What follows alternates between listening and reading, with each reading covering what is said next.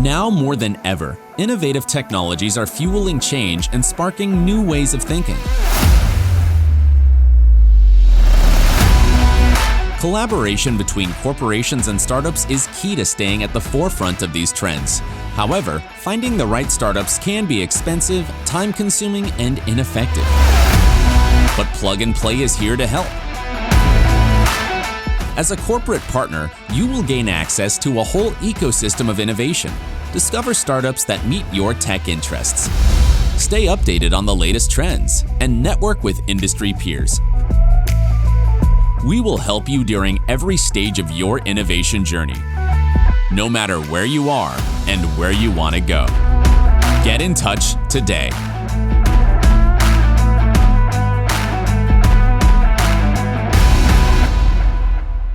So hi everybody, and welcome from my side to today's panel discussion. As already mentioned, we have an excited panel discussion today with our dear guest. And dear guest, thank you for being here. Thank you for joining today's International Innovation Day. We're excited to have some insights from governments, international organizations, and especially from cities like Hamburg and Kiel and Isidro covering the European perspective today for us. So we will discuss the question how to solve actually urban challenges in the city of the future. And I would like with that to dive directly deeper into the topic.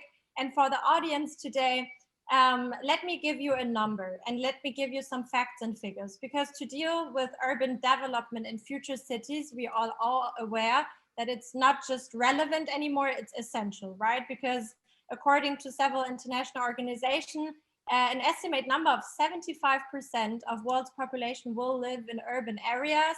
And we are just experiencing at the moment that in those high concentration areas, we have challenges that are stronger than anywhere else, like this pandemic. So we will need to come up with solution. And I think we were very creative in the past year, still with that pandemic. But urban centers, while we were creative, had led to the way forward in resolving them as well. So we were creative because we have a high concentration of people, of ideas, of resources, and with that of new innovation and novel technology. And we are forced to do so because we need to find those solutions to those global challenges. And I would like to discuss exactly this with you, my dear guest, Mrs. Fegebank, Katharina. We said we will stay with Katharina, Ulf, and Isidro, and we will dive deeper into it. And I hope your audience, this will offer you the opportunity to connect in a new dimension. So Katharina, please feel free to introduce yourself so our audience is aware of who you are and your responsibilities. And if you could give us an idea of what your idea and your imagination of the city of the future is from the perspective of Hamburg. Yeah, hello everybody. I'm very happy to be on this panel, and I would quickly introduce myself and then maybe give you 2 or 3 ideas on how I think future cities will develop. My name is Katharina Fegebank. I'm the deputy mayor of the city of Hamburg. I'm also the minister, it's called senator in Hamburg, the minister for science, research, equalities, and districts, which is the level right below the state level. And we are in a city-state government here in a red-green coalition. And I'm in office since 2015. And I'm also a member of the Green Party and used to be the leader of the Green Party here in Hamburg from 2008 to 2015. So tackling all challenges regarding climate change is one of my top topics of my political agenda also. What I see is most challenging for the cities of the future is that we have, on the one hand, the topic of social cohesion, especially going through a pandemic situation. I see that we have to bring people together, actually people from all walks of life, and cities or metropolis regions also very much focus on the diversity of the people. So I think this is a very decisive topic or policy field to tackle. Then, of course, anything and everything regarding digitization. Also some learning experiences, lessons learned from the pandemic, a real digitization boost. And I think we have to take that and take it into the future. Of course, tackling climate change and finding solutions with all the people we have from all over the world, with the technologies, the talents that are here, to see what kind of connections can be drawn between universities and research institutions, and of course companies that are here in place, or startups that want to come to Hamburg. So innovation is definitely one of the major challenges. And maybe a fourth thing, just to end, is that we are a growing city and we have to talk about space. How to use and create space so everyone can live happily and have a good life. So having a growing amount of people and not a growing amount of space. This is, I think, the fourth challenge ahead of us. Beautiful. Thank you so much, Katarina. Important for topics and areas and challenges. If you would like Isidro jumping to Europe, Isidro, I don't know from where you are actually calling from. I haven't asked before, but where are you calling from? Who are you, Isidro? Let the audience know, and what is your idea of the city of the future? Thank you, Nikki. So my name is Isidro Lasso Ballesteros. I'm the cabinet expert, the senior advisor to Commissioner Gabriel on innovation. And I'm calling from Brussels, like all the Commission services are located here. And I have been many years in the Commission as officer and now in the cabinet of the Commissioner. And before that, I created two startups myself on the area of software. And well, this is about me. And then about my two main ideas that I would like to discuss today. The first one is not leaving anyone behind. And what I mean with that, the recovery from the previous financial crisis, 2009, 2010, was based on innovation. That's a fact. As a consequence, and this is the latest studies we have in the Commission, but also in the OECD, a lot the gap between rural areas, urban areas, within the urban areas, different districts or different communes, I don't know, in every country is a different name, but different areas where the gap was even bigger. And this we can see in Brussels, we can see every place. There are communes where the police cannot even enter because of the situation. So this is something that most likely this recovery will be also based on innovation. That's a fact. And we need to learn from the past and to, from the beginning, think on how to avoid the negative consequences of this recovery based on innovation, to avoid that so many people is left behind. It's not a matter of subsidies, because we know that this doesn't make the people happy and satisfied, even if they have enough to eat. They want to be able to pay for the sales based on their own efforts. So we need to work on talent.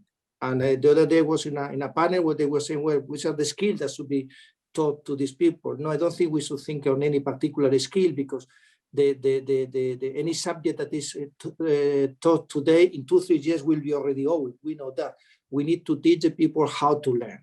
We need to teach people that there are so many tools nowadays, so many things in the internet that people need to know how to learn on this new world. When I was younger, I was learning different language for coding, for developing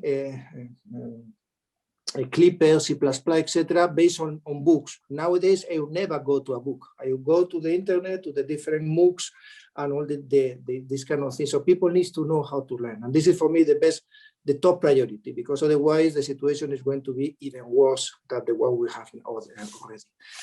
The second strong idea is what we call a startup city. And I think that many of you have heard about that, and is to turn the city into an innovation ecosystem, the whole city in an innovation ecosystem. Again, here we should work on thinking on methods to transform the cities into startup cities that are scalable to different sizes of cities, and allows to permeate the whole city, not only the privileged quartiers in the different cities, but to everywhere, and everyone can have a different role to play. Not all of them should have may have the same one, no. But this is something that that we should work on this area of startup city, permitting everything. There is a good nice initiative here in Brussels that is Molenbeek Geek. You know the Molenbeek commune here is quite famous, and not for good, unfortunately. But this accelerator decided to set up there, and they're starting to get in some good startups from that area. So why not? This could be also done in another poor communes in another cities, no? And for this, for both things, for not leaving anyone behind, and working on talent, and working on teaching how to learn. And for the startup city in the Commission, we have three main instruments. One is the European Institute of Innovation and Technology that has a network of 2,400 partners across Europe, and is permeating almost every region, rural regions, even across Europe, and is at the disposal of the cities as well. The new program, European Innovation Ecosystems Program, that doesn't have a big budget, is €500 million, 500 million euros, but it's still enough to work with cities and to help the different cities to develop the innovation ecosystems. It will be possible to have a synergy program, so the cities could get money from the development, from the from the cohesion funds from the EU, and combine with this another funding. That's something new that was legally speaking was not possible before, but now for the first time it's possible to combine different funding sources from the EU. And the last program that is available for this is the European Innovation Council, that although is going to focus mainly on funding directly the startups in the scale-up phase, will also have some activities to work on the ecosystem level. They have corporate days with corporates. They are thinking of having some cities days, inviting the different cities and with the startups investors. So these three instruments, the EIT, European Institute of Innovation and Technology, the new EIE, European Innovation Ecosystem, and the EIC, European Innovation Council, they are at the disposal of the cities for addressing these challenges. Thank you so much, Isidro. I think, I believe, and I'm sure that we have a lot of people in our audience that are not even aware of those tools, resources, and formats. So I'm excited that we maybe later dive deeper into those, Isidro. So to you all, if you could, present yourself, introduce yourself, and give us insights into what is your feeling about the city of the future and the challenges. Yes, thank you very much, and hello to everybody. Yes, I'm Ulf Kempfer. I'm the mayor of Kiel, and I'm the head of the economic department too, and I'm a vice president of the Deutsche Städtetag, the German Association of Cities. Not surprisingly, the Kiel and Hamburg share similar challenges and ambitions, so digitalization, climate change, and so on. But on the other side, there are two additional challenges that Kiel has. The first is Kiel as a city, or Kiel citizens, are not very rich. A lot of them are quite poor. And the GDP per person in Kiel is half the size of Hamburg. So that gives you a dimension. And the second is, unlike Hamburg, I really work hard and have to work hard to put Kiel on the map. So if you look at the German map, then we are only the sidekick here on the map, or at the border. But on the other side, the most exciting region, I believe, in Europe is the Baltic region. With northern Germany, with its great cities, Gothenburg, Tallinn, Stockholm, Malmö, Aarhus, and so on and so on. And if you look at that map, then Kiel is right in the center of the region. And I want to make something out of that. So being a hub or a bridge in this region, and to what aim? Everyone knows the German model of a social market economy.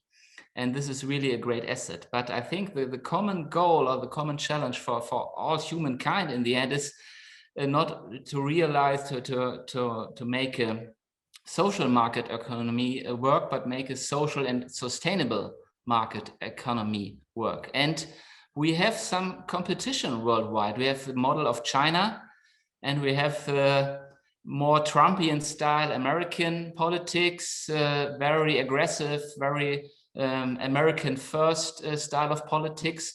And we are de facto competition to all the other countries and regions in the world. What is the best way to get things done, to get prosperity and climate change and all the other goals together and balance them? And I think the hottest candidate in Europe to fulfill this goal and be a model to the world is the region here in Northern Europe. Maybe other regions in Europe too, but to be sure, I think we are really, yes, we can do something. And I want to be part of it. And this is a chance to put Kiel on the map. And so it's not only that we are the little brother of Hamburg, we have our own ambitions and our own things that we can add to the game. Thank you. Can so I much. pick up on that very, very quickly? Because I think that's quite a fascinating idea to look at it in that way. Looking from a Hamburg perspective, I have the strong feeling that we have to think out of the box, out of the Hamburg box, and take a more regional approach to have a unique selling point as people in the north, in northern Germany, with the entire Baltic region. Being the Minister for Science and Research, we've introduced the Baltic Science Network a few years ago in order to pick up upon what Ulf just said, namely to reach out from our own perspective to a more Northern European perspective. And I think despite all challenges ahead, this is the way to go about it, to think in a metropolis region on the one hand, but also to see ourselves as part of a greater Northern European idea with all the connections, thinking again from a science perspective, with a huge infrastructure facilities in Lund and Malmö, for instance, the connection to Copenhagen, to Denmark, to have a good infrastructure, to have good mobility activities. I think this is a way to cooperate a lot more in the future. Thank you so much, Katharina. Maybe just keeping it with you, Katharina, Hamburg, the city of Hamburg has just actually developed and published its regional innovation strategy with a lot of ambitious goals, and I think important resources that were explained and were made transparent for the whole public. And you were talking about the interconnectedness, the collaboration between a region. How do you see the future innovation ecosystem in Hamburg and then in collaboration with other cities? You pick that up in the light of the strategy, but also give the audience an idea of what this strategy contains and why was it developed. Yeah, we have just introduced our regional innovation strategy, and again, we want to jump out of the box. We don't want to exclusively look at Hamburg and what is at stake there, but also take the very vibrant metropolis region with 5.5 million inhabitants on board, and have a broad perspective on innovation. We don't look at it just from a technical perspective, but also from the perspective of cultural change, of social change and social cohesion. And we identified several fields, 5 fields: health, mobility, climate and energy, material sciences and data sciences. These are areas in which we were successful and strong already, and we really want to draw the connections between the people, the companies, but also politics and administration, and really develop ideas and products and services out of it. And we want to invite really everybody to come on board and to be part of this process. And what we just heard, learning and new forms of learning are an essential part. We have our Ministry for Education and Schools on board. We have the Ministry for Cultural Affairs on board, and of course a very strong connection between the Ministry for economic affairs and my ministry for science and research, and we have such a rich and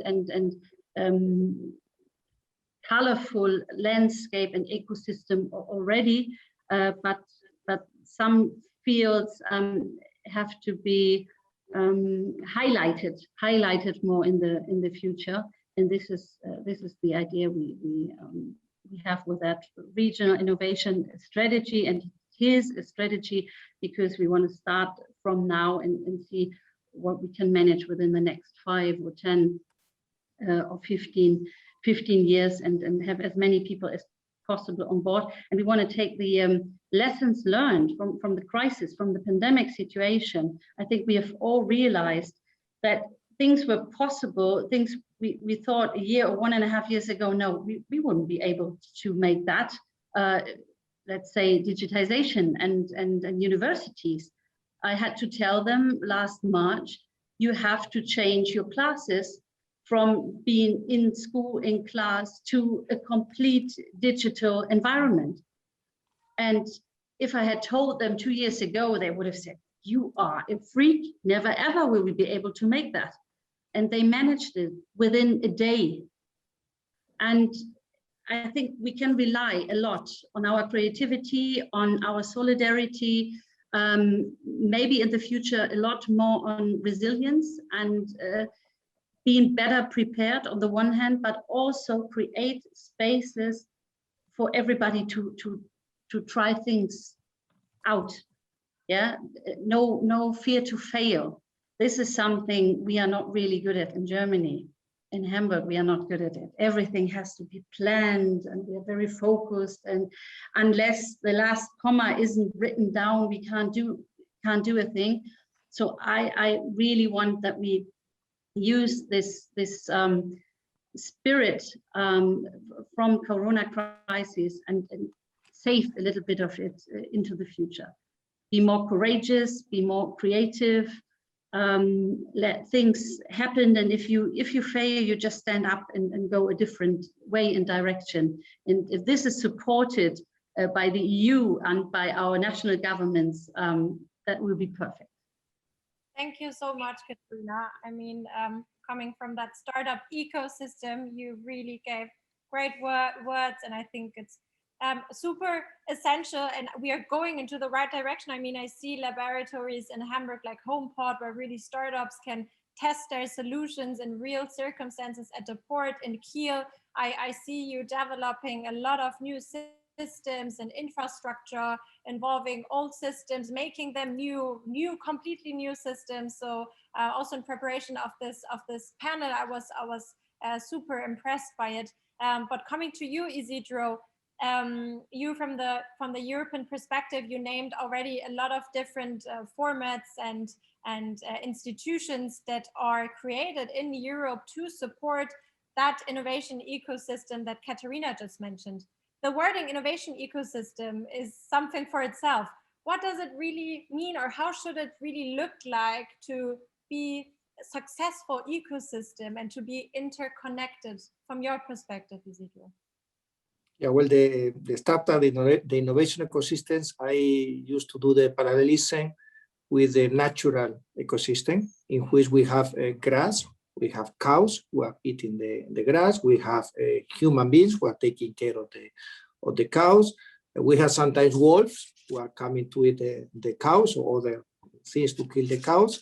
And then in the innovation ecosystem, the grass is the human being, the talent, is the most important thing. The cow will be the startup, the one who is eating up the talent and growing. And the human beings should be the public authorities, taking care that everything is working well for the cow and that there is enough grass for the cow to eat. And the wolves are normally the corporates, the Googles and the others who can and they buy the startup, but it's part of the cycle. You need that this is also happening.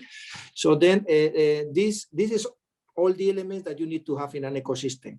But then if you have the cows in one place and then you have the grass in another place with a river in between, the Elbe River that is in Hamburg, and there is not a bridge between one side and the other, you don't have an ecosystem.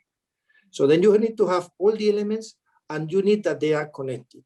So then the role of the public authorities is mainly to facilitate. I hope that maybe this conversation today gave us food for thoughts to use what we have in Kiel, use what we have in Hamburg, and collaborate more. And maybe Isidro, welcome you very soon here in Northern Germany, and show you the beautiful port of Kiel, which is beautiful with new systems, saying electric ferries, autonomous ferries, having in Hamburg the ITS coming on here in October. So we have an exciting year coming up. The time is actually over. So I would like to give you the chance to maybe have two goodbye sentence to our audience, but I'm looking forward to host you very soon in Hamburg in person. And thank you so much for the conversation today. It was very, very interesting. Thank you so much. Katerina, I give it over to you. So we have maybe 2 sentences of closing remarks. My statements were so long, so I try to keep it short. Thank you very much for having me on this panel. It was a pleasure for me to exchange some ideas on future cities. And I really hope that we can push the idea of working together better in the future, especially when it comes to the Northern German powerhouse. And this will be the decade of the cities, and therefore we have to really get all our people, talents, technologies, tolerance together, and build a good future for all of us. Thank you. Katerina, over to you, Ulf, please. Yes. I really like the idea of collaborate very deeply in the next years and the next decade. I really hope that we, as the city of Kiel or in whole Europe, really learn our lessons from the pandemic, so that we are aware of our vulnerability, but of our flexibility if it is needed too, and make something out of it. Because if we can cope with this challenge, we can cope with other challenges too. And so it was a really bitter experience, but if we learn the right lessons, then we can really work together for yes, sustainable 21st century. If not we, who then? Thank you so much, all, for that positive closing remark. Over to you, Isidro. Thank you, Nikki. Thank you, Katarina. Thank you, Ulf. This has been a very inspiring session. Two completely different cities, but at the same time, a lot of complementarities. Big cities, small city, huge difference in GDP, in household prices, etc. So this shows how also the strength that you could have in working together. But they also invite you to think on this collaboration with other cities across Europe, where you could work with similar cities as the one, for example, Kiel, other port cities across Europe, where you could also build some kind of distributed ecosystem on the maritime sector to become the leaders in the world on this new, because deep tech is new, it's relatively new, so why not you could partner with 3 or 4 other port cities across Europe and build a kind of virtual innovation ecosystem between the 3 or 4 cities, so that the startups, they meet one another, the investors, they meet one another, and you could position this virtual group of cities as the leader in the world of the maritime startup. No, why not? This is an opportunity there. So think on working together with Hamburg. I think this is a must, because it's 100 kilometers, the number 3 in the ranking of startup cities in Germany. So certainly it's a strong opportunity for both of you working together, but think also on working with other cities. The European Innovation Ecosystems call will be open soon, hopefully in June, and will be closed around October. And there will be the opportunity for several cities coming together, at least from 3 different member states, to work on this kind of getting together different cities of all sizes. There will be also for rural areas, will be also eligible, also for big cities, Hamburg with Paris, with Madrid. I mean, we can imagine a mix of big and small. Is completely up to you, and the evaluation will be done by independent experts. And this is the first time we do this. This is a new program. So we are not going to give grants to the startup. We are going to give money to you, to the ecosystem builders, to be able to build this ecosystem. So I invite you to apply for this program that is called European Innovation Ecosystem. You can look for that in the internet. Thank you so much, Isidro. Thank you, Katharina. Thank you all for joining today's panel discussion. Looking forward meeting you soon in Kiel, Hamburg, Brussels, wherever. And with that, I give over to you, Livia. Thank you so much, and back to the set.